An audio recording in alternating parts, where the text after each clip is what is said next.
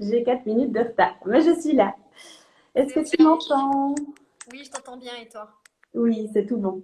Extra. Parfait. Bah, bienvenue, bienvenue dans ce live. Donc, comme bah, j'en ai parlé un petit peu en story, on va parler surtout des domaines professionnels avec toi aujourd'hui.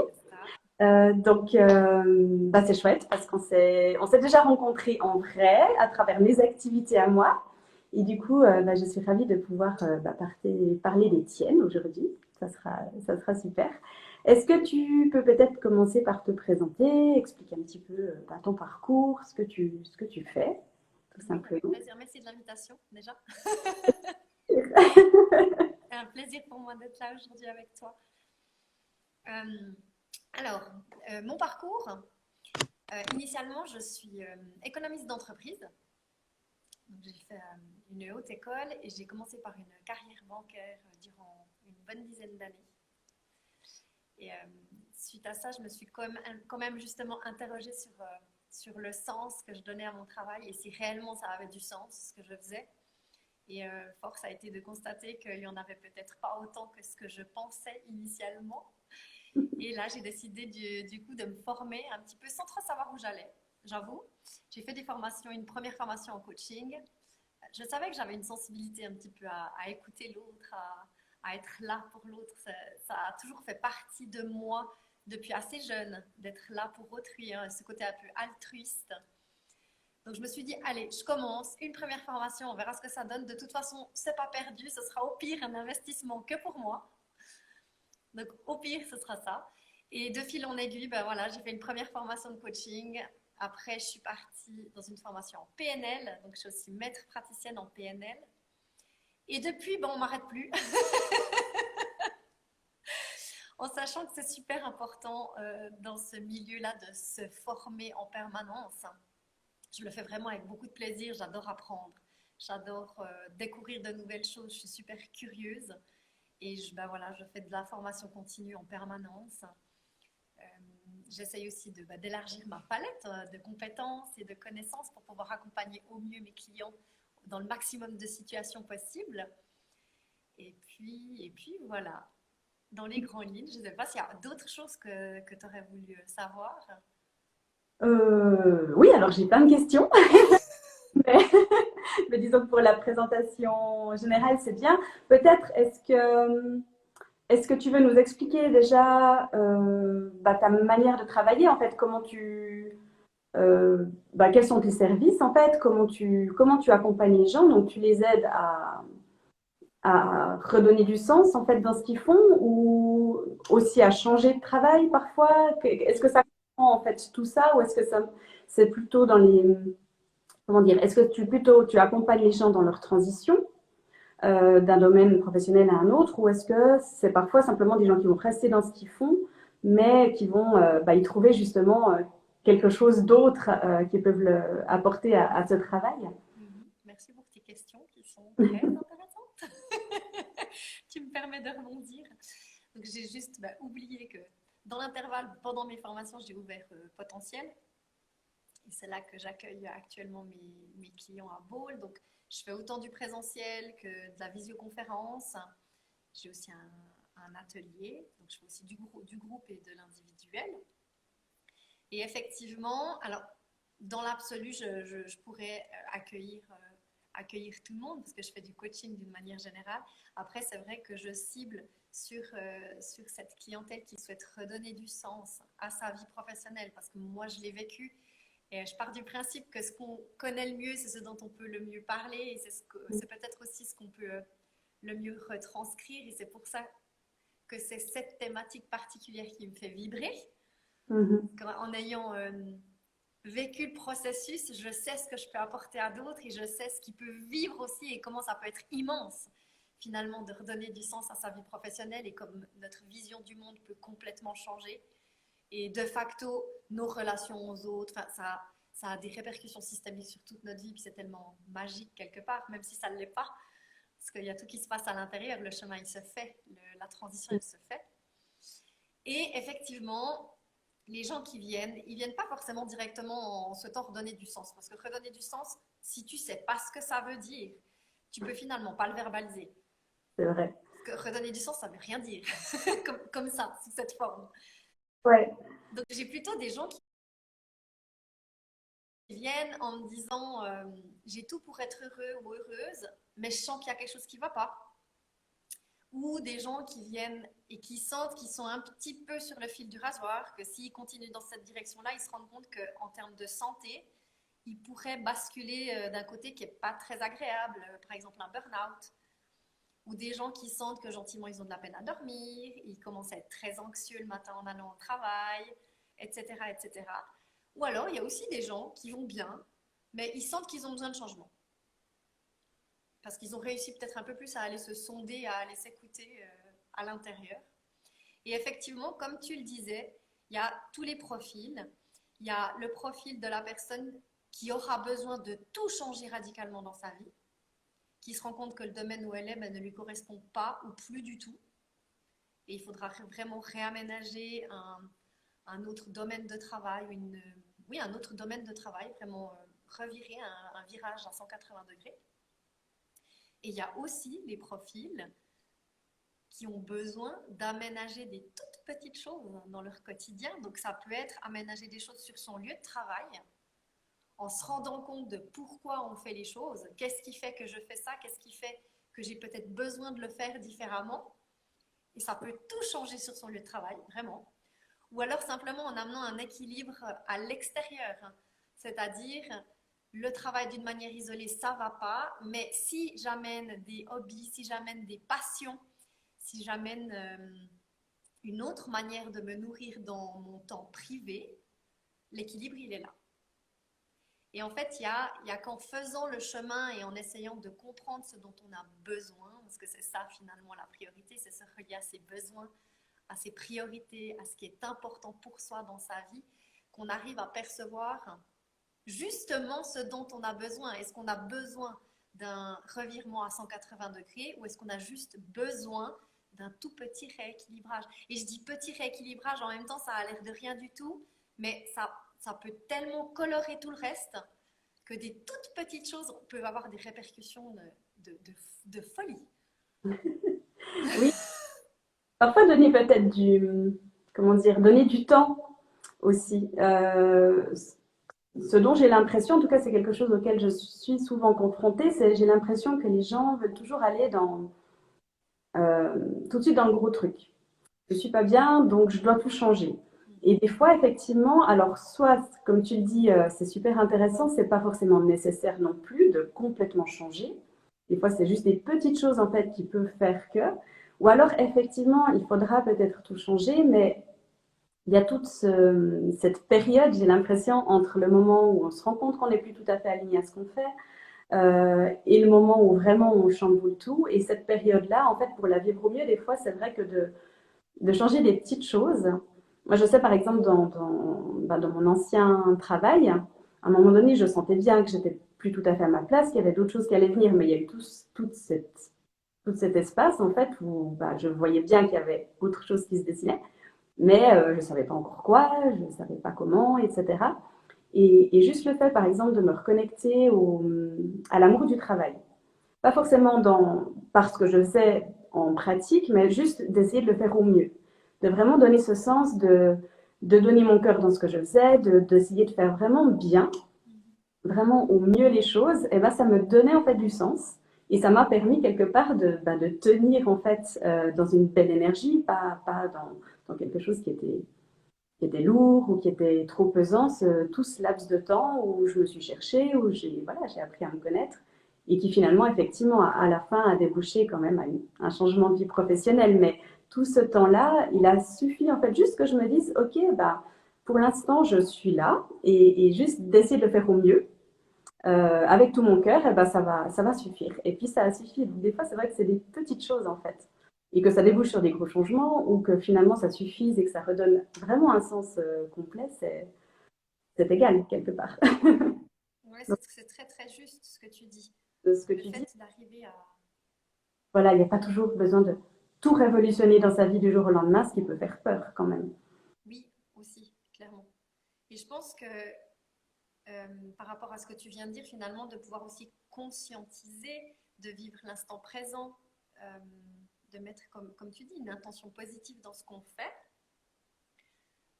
ça permet de laisser un peu aussi un laps de temps. Et je pense que quand on a besoin de changement, il y a aussi ce besoin d'incubation quelque part.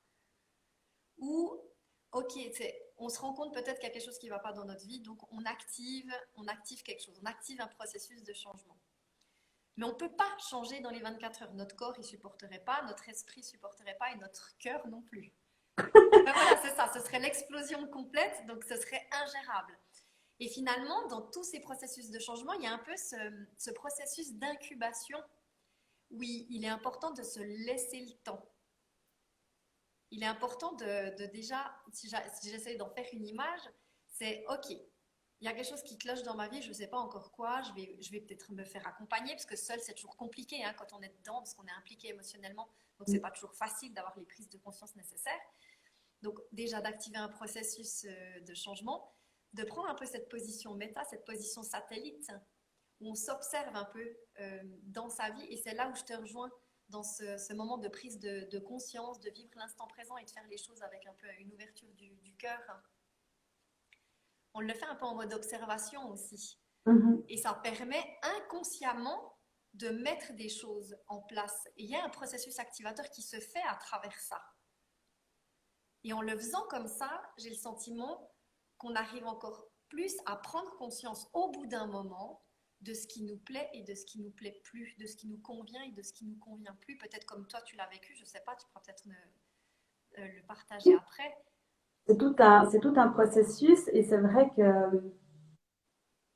pour moi, par exemple, il y a eu un moment où justement j'ai eu cette impression que il fallait voilà, tout révolutionner. Et tu sais, tu vois, il y a des gens hein, pour qui c'est comme ça, et c'est juste aussi, justement, c'est ça aussi peut-être le message, c'est de se dire, il y a des fois où effectivement on chamboule tout, on quitte, voilà, on part voyager, je ne sais pas. Il y a des fois comme ça, hein, des moments dans la vie où il y a à faire ça. Euh, et je pense que pour moi, j'avais un peu cette impression que c'était la seule manière de le faire. Et ce que j'ai réalisé en fait après, et ce que je réalise avec le recul, hein, c'est toujours plus facile après, c'est qu'en fait, c'est surtout qu'il y a eu un moment où j'ai posé cette intention en fait, juste de prendre conscience que c'était pas, voilà, que c'était plus ma place quelque part, ce que je faisais.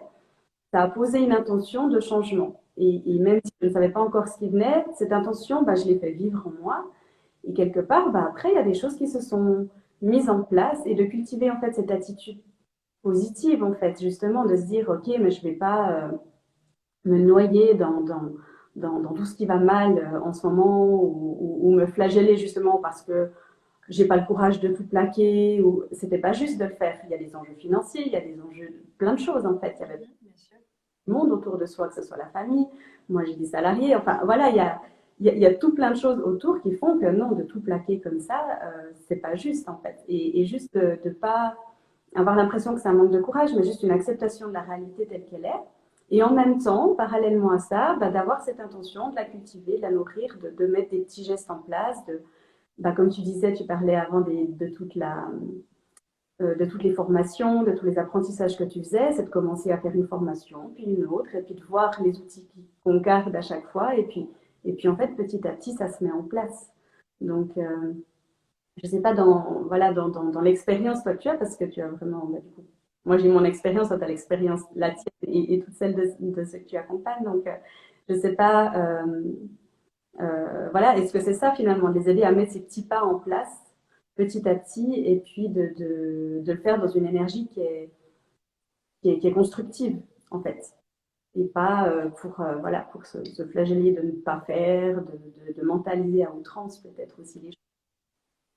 Alors, c'est clair que la base du coaching, c'est de passer à l'action, c'est de voir dans le futur, que la personne puisse prendre le chemin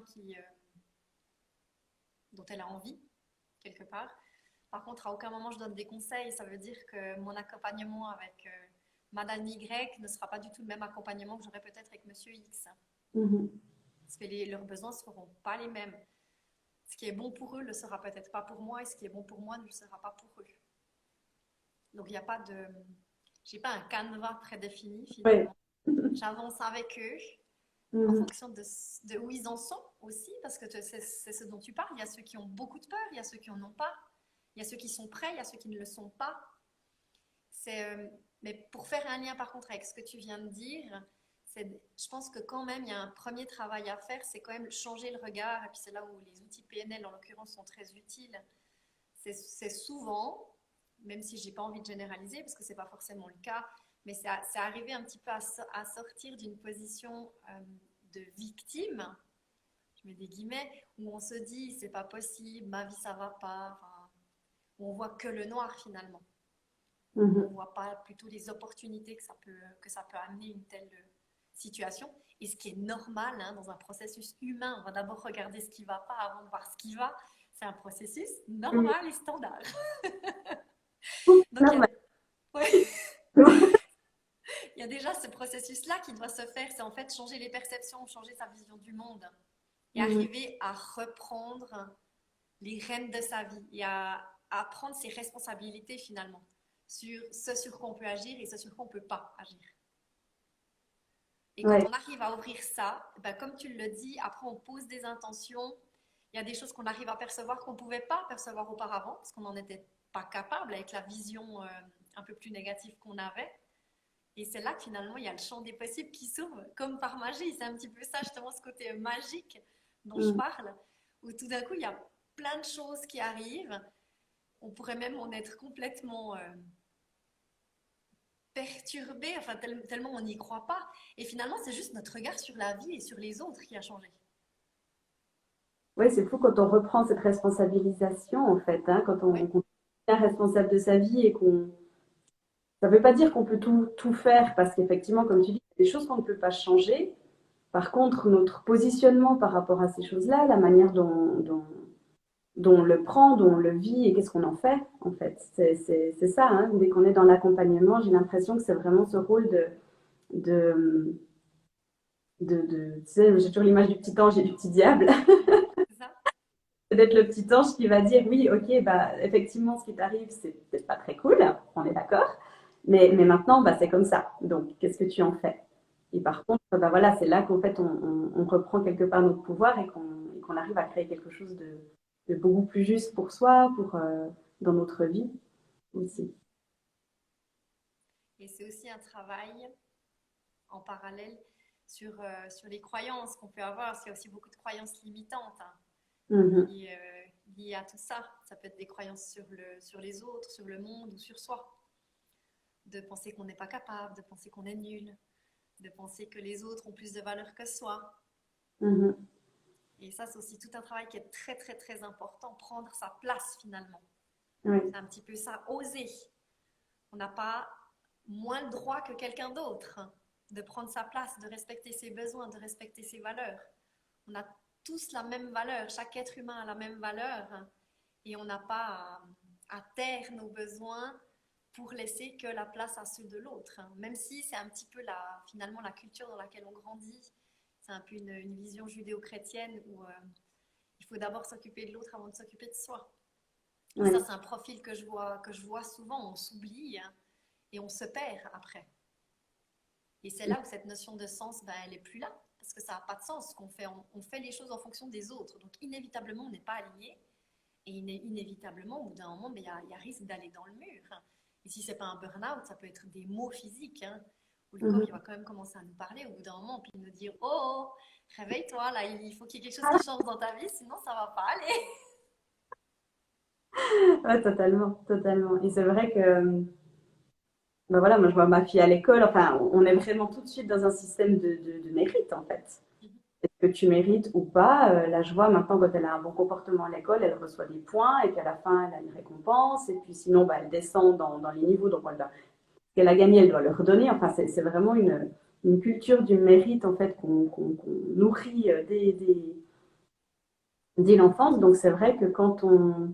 Et moi, ce qui me frappe des fois, c'est que justement, quand on est vraiment à sa place et qu'on fait des choses qui sont juste pour soi et qu'on est vraiment bien, quelque part, c'est tellement fluide et c'est tellement harmonieux et on est tellement bien là-dedans que quelque part, c'est comme si on avait une part de nous qui disait, oh, mais alors du coup, ça ne mérite pas de l'argent ou voilà, des récompenses, quelles qu'elles soient. On parle d'argent parce que voilà, professionnellement, c'est souvent quand même de l'argent hein, en échange.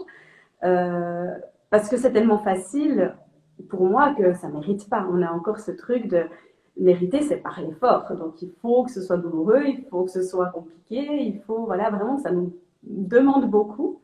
Et des fois, justement, quand on est bien, ben ça l'est pas. Alors est-ce qu'on mérite quand même? Et tout ça, c'est vrai, comme tu dis, c'est des croyances qu'il faut vraiment les... Déjà, dont il faut prendre conscience, en fait. Donc ça. Ouais, prendre conscience qu'on a de la valeur, quels que soient finalement les résultats qu'on obtient. Si je pense à un milieu professionnel où effectivement c'est au mérite, où il faut faire du chiffre, finalement, que le chiffre soit atteint ou qu'il ne le soit pas, ça ne modifie pas la valeur qu'on a. On reste un être humain avec une valeur qui est fixée et c'est pas de voilà d'atteindre des chiffres qui va modifier ça alors qu'on a tendance à le croire. J'ai pas atteint mes chiffres, je suis nulle. Et ça va directement à un niveau identitaire et puis des croyances comme ça, c'est très fort et ça fait très mal. Au niveau émotionnel, ça peut vraiment pénaliser la confiance en soi et l'estime qu'on a de soi. Mhm. Donc c'est vrai que c'est important aussi de prendre ces prises de conscience justement. Et On peut vite avoir. comment tu travailles, toi, justement au niveau de ces croyances? Comment est-ce qu'elles surviennent, en fait? Comment est-ce que tu accompagnes les gens à bah, prendre conscience de ces croyances? Puis qu'est-ce qu'on en fait? Alors, il y a plein de techniques, hein, mais est-ce que toi, tu as des manières, des petits trucs que tu peux donner aux gens?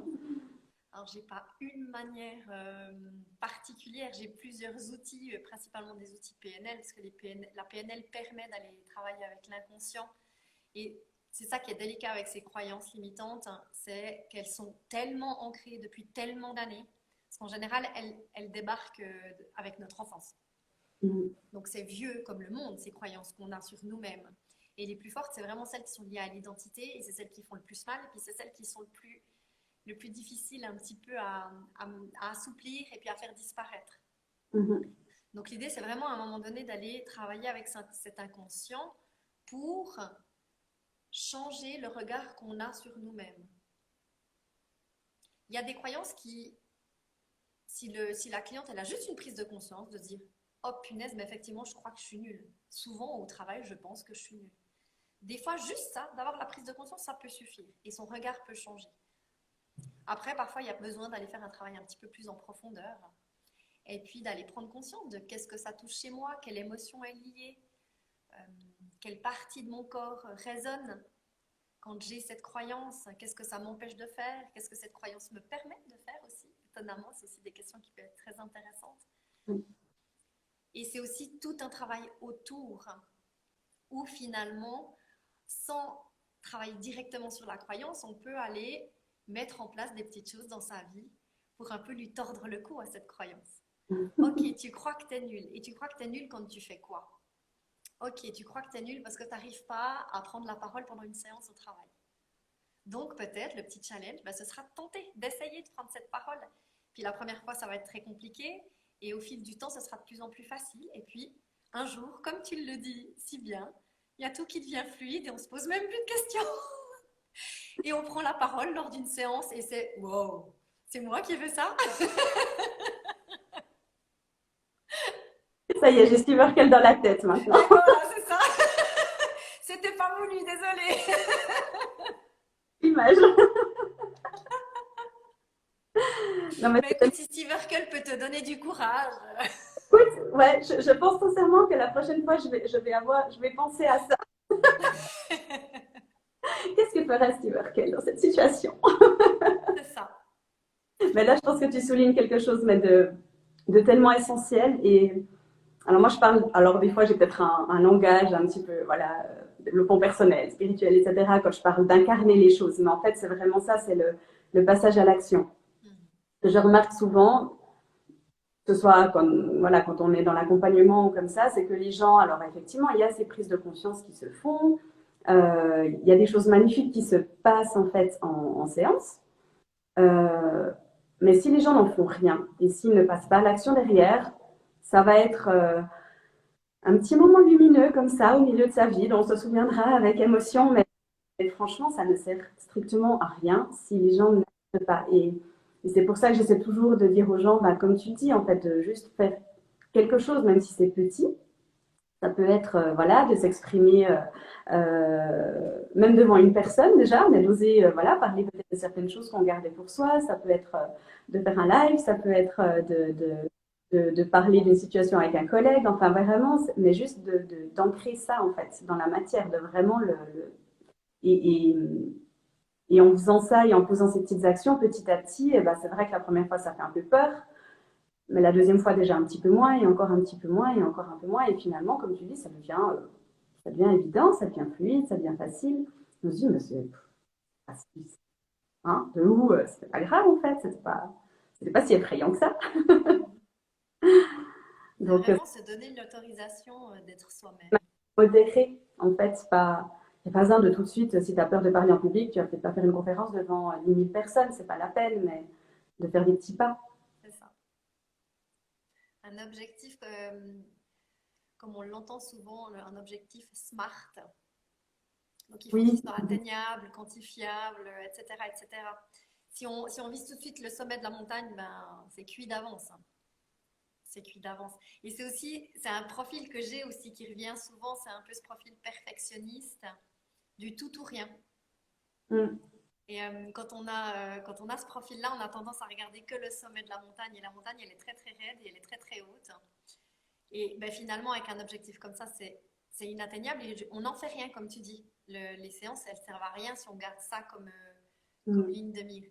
C'est plutôt justement prendre plaisir et conscientiser le chemin pour arriver au sommet de la montagne en faisant des petits pas. Et oui, il y a des moments où ça va être beaucoup plus sinueux et beaucoup plus compliqué, et il y a d'autres moments de la montée, mais qui vont être très agréables et où le paysage sera magnifique à regarder. mm. C'est Ouais, vraiment prendre plaisir dans le processus. Et souvent, quand on a cette vision de perfection, notre seul objectif, c'est la fin, c'est la ligne d'arrivée.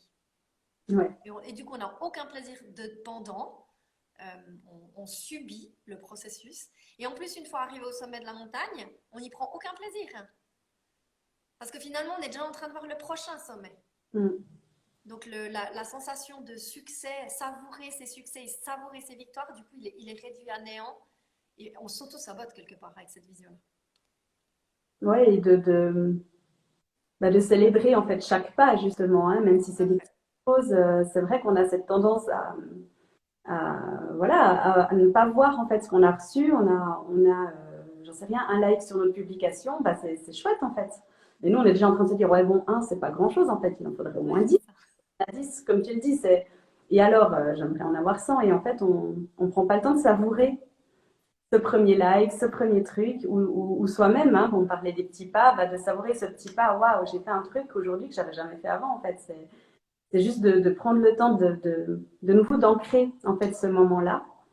Et puis vraiment d'en prendre conscience et de se dire, bah voilà, ça c'est un moment dont je vais pouvoir me souvenir, c'est la première fois que j'ai fait ça.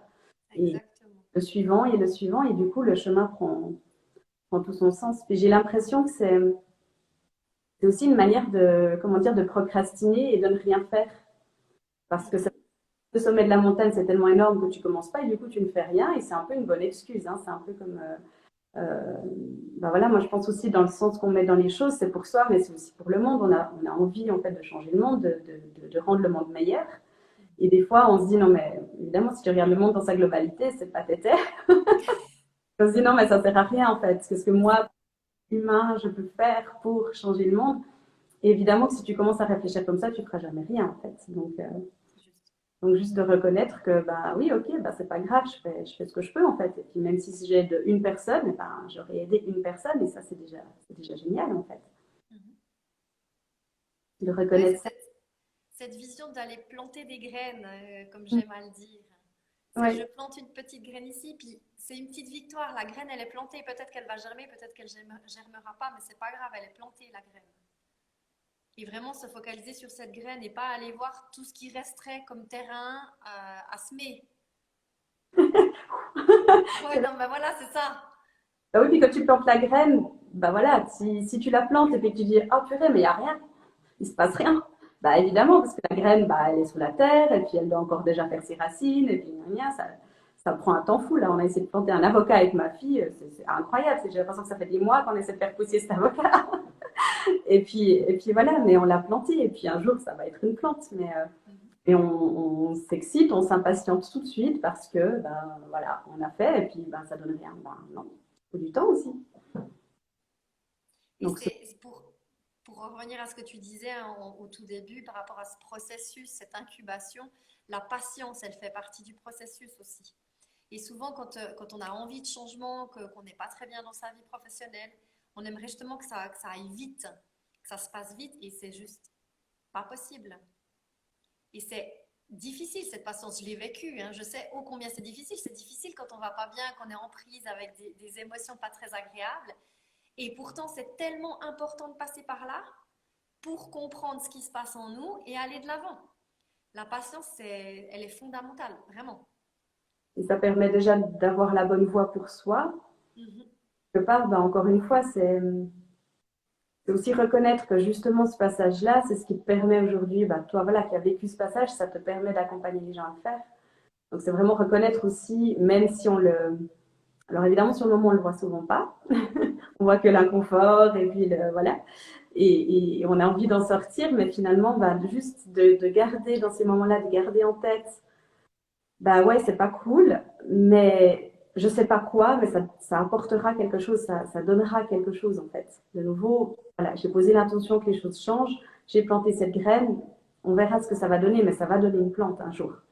Et juste de reconnaître ça, même si on ne comprend pas tout de suite, et puis que ça peut être une année ou 10 ans plus tard qu'on comprend pourquoi on a vécu ça, et qu'on peut lui donner ce sens dont on parlait au départ, c'est au moins juste d'avoir la conscience qu'il y a un sens dans les choses, et qu'on n'a pas forcément à les comprendre tout de suite, pour moi, ça apaise en fait déjà.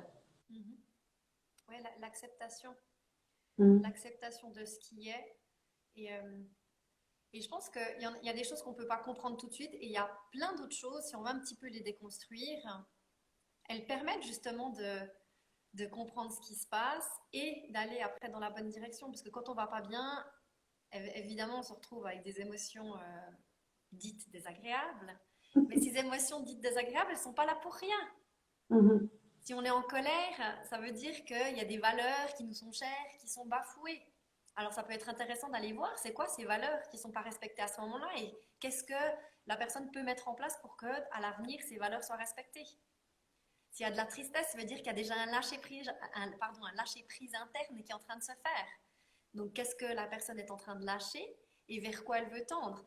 Il n'y a rien qui arrive par hasard, tout est là, tout est juste et tout peut être compris si on prend le temps d'en faire quelque chose. Après, comme tu dis, quand on est dedans, on est tellement dedans qu'on n'a Ouais. pas forcément les ressources nécessaires pour aller faire ce chemin-là. On ne voit pas, c'est pas possible. Mhm. Mais quand on sent que ça commence un tout petit peu, il y a vraiment ce passage de d'abord on accepte ce qui est là, autant désagréable soit-il. Et une fois qu'on sent que ça commence à aller mieux, on peut faire ce travail d'aller comprendre ce qui s'est passé pour aller dans la bonne direction. Exactement. Et juste d'avoir conscience justement que c'est jamais pour rien, juste de nourrir cette croyance-là. Hein. On parlait des croyances limitantes, on parlait de ces croyances-là tout à l'heure, mais il y a aussi les croyances justement qui sont constructives, qui sont porteuses. Donc juste d'avoir cette croyance vraiment profonde, de la nourrir et de faire jusqu'à ce que ce soit vraiment intégré, que tout est pour le mieux. Et que voilà, et que les passages difficiles, en fait, sont des passages difficiles, certes, mais que ça débouchera sur quelque chose. En fait, juste d'avoir cette croyance-là, ça n'empêche pas évidemment qu'il y a un moment où tu es juste là en mode rebelle. Non, là, c'est trop pénible, là, j'en peux plus. Mais cette croyance, elle est là, et puis c'est celle qui, pour moi, te permet ben voilà, d'accepter plus vite. Peut-être pas à tous les moments, parce qu'il y a des moments où, ben voilà, non, on n'est quand même pas dans l'acceptation, c'est normal, on est humain, mais on lâche quand même plus vite. Parce qu'on a cette petite prise de hauteur quelque part qui permet de le faire. Et pas se noyer, et de se complaire, et de nourrir ce marasme émotionnel où on se trouve. Puis le gros avantage aussi, je trouve, d'accepter, et comme tu dis, on est humain, il y a des fois on n'arrive pas à accepter, et moi la première, hein, Mm. On est tellement mal que c'est non, je ne veux pas écouter tout ça, j'ai envie d'aller bien, j'ai envie d'aller de l'avant. Il y en a marre de Et travail, de conscience, rien, rien. Non. ouais, on a des fois quand même envie de se foutre la paix. Mais c'est vrai que l'acceptation, elle a une puissance folle aussi. C'est le fait que quand on accepte, ben, ça permet aussi d'aller plus vite de l'avant. Alors que quand on s'oppose, quand on résiste, ben, on va quand même inévitablement rester plus longtemps dans cet état. Ouais, c'est un accélérateur. Et, Voilà. et de connaître les émotions aussi. Tu vois, tu parlais de la colère qui permet justement de voir, de comprendre en fait ce que sont les émotions et ce que chaque émotion vient dire en fait. C'est vrai que la colère, justement, on peut la voir comme quelque chose de désagréable, c'est quand même celle qui permet de se positionner. Enfin, voilà, de vraiment comprendre ce que nous communiquent les émotions et ce que ça nous apporte du coup de positif. Là aussi, c'est mental, mais je pense que le mental, il a son utilité et c'est important des fois de comprendre justement mentalement parce que ça permet de lâcher et puis du coup, encore une fois, d'accélérer ce processus d'intégration. Clairement. Et tu parlais de la colère. La colère, si elle est utilisée à bon escient, c'est justement elle qui permet de passer à l'action, parce qu'on parlait de passage à l'action. C'est elle qui permet de passer à l'action dans la bonne direction, pour autant qu'on l'ait bien comprise, hein, la colère. Ça, oui. Que c'est clair que d'aller lyncher quelqu'un parce qu'on est en colère, c'est pas forcément très constructif, même si peut-être que ça soulage sur le moment. De l'émotion. Voilà. Oui, ou tu vois, ou si ça devient un truc égotique, genre je veux prouver que j'ai raison, Oui, là, non, t'es pas dans la bonne version de l'émotion. non. C'est un petit peu ce passage à ce moment-là de la tête, de ne pas rester ici quand on est dans ces émotions-là, de ne pas rester dans sa tête, mais vraiment de venir dans une ouverture du cœur, de parler avec son cœur. Et, je trouve que le dialogue, enfin, il est tout autre, ça change tout. Ouais. Oui, parce que là, tu lâches l'ego aussi, hein. Exactement, c'est ça. Prouver que tu as raison, ou le nombre de bêtises qu'on fait, en fait, ou de bêtises dans le sens de choses qui ne sont pas alignées, en fait, qui ne sont pas juste pour nous maintenant, mais aussi pour nous plus tard, pour ce qu'on veut construire comme vie, etc. Juste parce qu'on veut prouver qu'on a raison, ou voilà, qu'on est dans cet ego, en fait. Clairement. Et ça, voilà, quand tu es dans cette ouverture du cœur, bah, ça disparaît. Comme par magie. C'est ça. On en revient quand même. Aujourd'hui, c'est fantastique. Euh,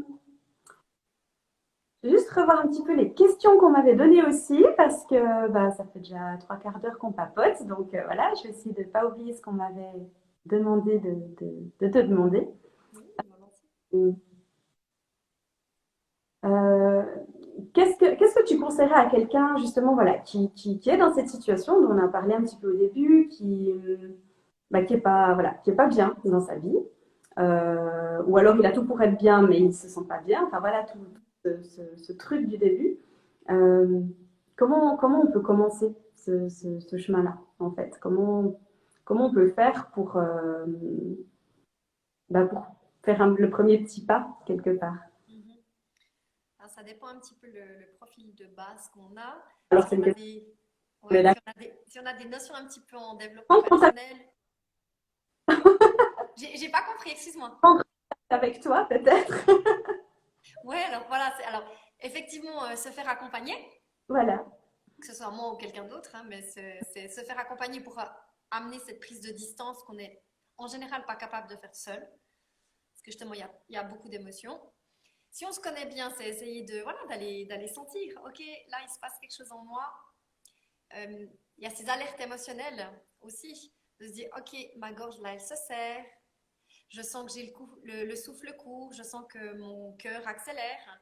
Essayez d'aller sentir ces alertes émotionnelles, puis c'est, ok, qu'est-ce qui se passe? Là, ça me met en colère, j'ai peur. Qu'est-ce qui fait que ça me met en colère? Qu'est-ce qui fait que j'ai peur? C'est en fait essayer de tout déconstruire. Si on en Mhm. a la capacité, c'est pas forcément très évident au début de le faire seul. Avec un peu d'entraînement, c'est des choses qu'on peut faire. Puis après, arriver à se dire, ok, donc mon besoin par rapport à ça, c'est celui-ci. Qu'est-ce que je mets en place pour répondre à mon besoin et me sentir mieux avec la situation que je vis ou avec le dialogue qui est en train de se vivre, etc., etc. C'est s'écouter, c'est vraiment s'écouter. Oui. Et Par rapport, il y a tout un rapport au corps aussi. Hein, justement, j'ai l'impression de. Parce que, comme tu le disais avant, on est très dans le mental quand même. C'est, voilà, c'est, de nouveau, c'est nourri aussi dans la société, dans notre manière d'être instruit. On nourrit beaucoup ce côté-là. Et du coup, c'est vrai que de juste se reconnecter à son corps et de sentir, en fait, quand on a des douleurs, des choses qui vont pas bien, et puis juste de prendre le temps d'écouter ça, en fait.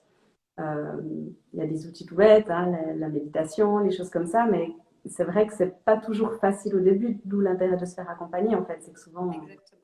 on manque un peu de pratique, et puis quand on dit oui, alors écoute ton corps, écoute ton émotion, en fait, on sait pas trop ce que ça veut dire.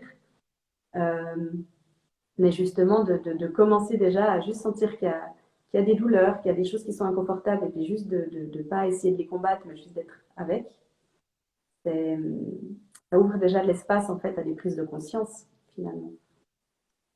Ouais, c'est essayer effectivement de ne pas les faire disparaître, hein.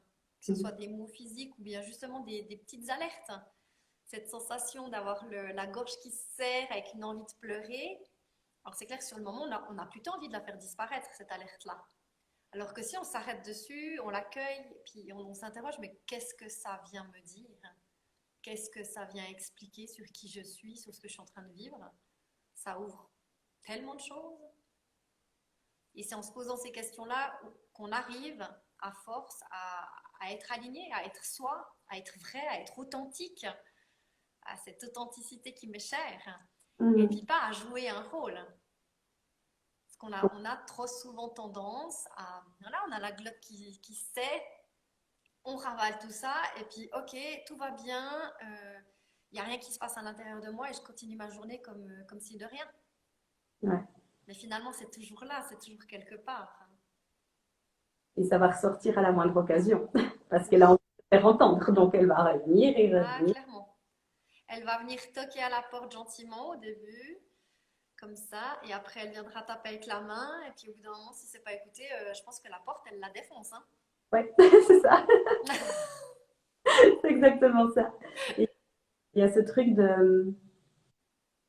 ouais, de pas refuser, hein, comme tu le dis, évidemment, quand c'est désagréable, on refuse, hein, c'est normal, c'est humain. Je veux dire, on fait ça des enfants. Hein, moi, je vois ma fille, bah, voilà, dès qu'elle a une émotion désagréable, elle vient, maman, hein, puis elle attend que je lui enlève ça et puis que tout aille bien. Sauf que non, en fait, on ne peut pas. Et quelque part, en refusant ce côté-là, bah, on refuse aussi la version de notre vie qui est beaucoup plus authentique. Comme tu le dis, c'est aussi un mot que j'aime beaucoup. Ben, ouais, beaucoup plus belle, beaucoup plus heureuse en fin de compte. Mais on n'a pas l'un sans l'autre. Puis je dis souvent à mes clients, une émotion dite négative sous le tapis, l'émotion négative, à, à pas l'écouter, à vouloir la faire disparaître. Et puis en faisant ça, en fait, elle prend beaucoup plus de place parce qu'on lui laisse pas sa place. Mhm. Et elle prend toute la place des belles choses. C'est ça. Du- je crois qu'on a fait un petit peu le tour au niveau des questions. On m'a demandé aussi, bah, par rapport à ton métier, en fait, comment est-ce qu'on devient coach? Est-ce que pour toi, il y a des qualités, je ne sais pas, est-ce que tu as des conseils, en fait, pour des gens qui ont envie d'être dans l'accompagnement? Alors là, c'est vrai que ça n'engage que moi, hein, ce que je vais Oui, oui, dire. alors on est d'accord. De toute façon, c'est ta vision des choses. Ça ne veut pas dire que c'est. Alors, de mon point de vue, pour être dans l'accompagnement, il faut déjà fondamentalement aimer l'être humain. Mm. Et moi, je pars du postulat que l'être humain est bon de nature, à la base. Tout être humain est bon et tout être humain peut tendre vers un chemin où il peut déployer tout son potentiel. Chaque être humain a un potentiel particulier. Euh, il a juste besoin de trouver ce chemin pour pouvoir le déployer, pour pouvoir montrer toute sa lumière. Mhm. Donc il y a déjà cette notion d'être humain. Après, je pense que c'est nécessaire quand même d'avoir une bonne écoute, de pouvoir être capable de se taire et d'écouter l'autre, d'arriver à quand même, je pense que l'empathie est importante. Il ne faut pas qu'il y en ait trop, hein, mais l'empathie est importante. Il faut pouvoir rentrer dans le monde de l'autre, Mhm. pouvoir comprendre qu'est-ce qui fait qu'il réagit comme ça, qu'est-ce qui fait qu'il pense ça, pour arriver après à l'en faire sortir quelque part ou à modifier sa perspective. Parce que si on reste fermé dans sa vision des choses, bon, accompagner quelqu'un d'autre, c'est juste pas possible. Mhm. Et puis voilà. C'est déjà pas mal, hein. Mais En après, je fait, pense que les métiers de l'accompagnement, je pense que c'est des métiers un peu passion. C'est-à-dire que il faut le faire parce qu'on aime ça, parce que ça nous fait grandir. Moi, ça me fait grandir, ça me nourrit. À chaque fois que j'ai une séance de coaching, j'en sors, mais avec des étoiles dans les yeux. J'ai l'impression mais de pouvoir faire une nuit blanche derrière, tellement, ouais, tellement ça me nourrit, tellement je vibre pendant ces séances, tellement c'est génial de voir dans les yeux de mes clients qu'il se passe quelque chose, qu'ils avancent, qu'ils ont des prises de conscience. Et je pense que c'est ça qu'il faut arriver à sentir dans ces métiers-là. Et dans l'absolu, il faudrait pouvoir le sentir dans tous les métiers. Néanmoins, dans l'accompagnement, je pense que si on n'a pas cette petite flamme d'accompagner quelqu'un correctement et justement, ouais, ça me paraît délicat. Ou l'autre, il va tellement le percevoir et le sentir que ça va pas marcher, à mon sens. Mais... bah oui, de toute façon, c'est une question d'énergie en fin de compte. Donc, Oui, c'est forcément attirer aussi les personnes bah, par rapport à qui tu es, hein. Il y a plein de métiers dans l'accompagnement et on a tous les clients bah, qui vibrent avec notre vibration à nous, avec ce que nous, on a envie de partager, hein. Donc, exactement. bah, c'est comme tout en fait, hein. Finalement, je pense que la qualité essentielle, que ce soit pour ce métier ou pour un autre, c'est d'en avoir envie, quelque part, Mm. simplement. Et Et puis encore plus je pense, dans cette oui, catégorie-là, puisque c'est des métiers vraiment d'humain à humain. Donc si les énergies sont pas bonnes, c'est déjà mal barré. disons que l'humain en face va plus ressentir cette énergie qui vibre pas juste finalement que si tu construis des meubles C'est ça, ou le meuble a priori va moins, voilà, va moins t'en vouloir. exactement. Et pour conclure, bah, qu'est-ce que tu proposes en fait en ce moment? Tu fais des ateliers, je crois aussi. Alors il y a de l'individuel, mais est-ce que tu as d'autres choses en ce moment qui sont, voilà, dans comment dire, dans ton actualité, je vais y arriver. Alors, dans mon actualité, il y a toujours les séances individuelles, que ce soit en présentiel ou en visioconférence. Il y a effectivement mes ateliers, redonner du sens à sa vie professionnelle, où là, c'est des tout petits groupes. Je prends 4 personnes parce que je tiens vraiment à ce qu'il y ait un accompagnement personnalisé pour chacune des personnes pendant l'atelier. C'est du semi-privé quasiment ces ateliers pour que je puisse vraiment être là pour chacun s'il y a des questions, s'il y a des blocages, etc. etc. Donc là, c'est vraiment un processus bien défini sur 2 jours, plus encore un suivi après sur 6 mois à travers des coachings de groupe qui durent 2 heures à chaque fois. Et puis c'est super parce que le groupe, c'est vrai que ça amène aussi d'autres points de vue. C'est beaucoup plus dynamisant. Après, comme ça, il y en a un peu pour tout le monde. Parce qu'il y en a qui détestent le groupe, il y en a qui préfèrent venir seul et vice-versa. Donc c'est assez complémentaire et j'espère que comme ça, il y en a un petit peu pour tout le monde. C'est vrai que les deux ont bah, comme tout en fait, hein, il y a des avantages dans chacun, mais les deux apportent vraiment beaucoup. Enfin, moi j'ai la même optique où j'ai aussi des choses en groupe et en individuel et je trouve que les deux sont importants. J'aurais de la peine à me couper de l'un ou de l'autre en fait. Oui, c'est complémentaire. Exactement. Autant pour nous que pour les participants. Ouais, ouais. Il y a Magnifique. si jamais il y a tous les détails à ce sujet sur mon site internet. Oui, je vais mettre, du coup, comme d'habitude, je mettrai un petit commentaire avec Ok, merci. ton profil Instagram, comme ça les gens peuvent y aller. Et puis je pense que depuis là, on arrive à trouver Il y a tout, effectivement. site internet, etc. Et puis bah, comme ça, les gens pourront te suivre et puis découvrir un petit peu plus ton travail. Merci beaucoup. Est-ce que de ton côté, il y a encore quelque chose que tu avais envie d'évoquer, dont on n'a pas parlé?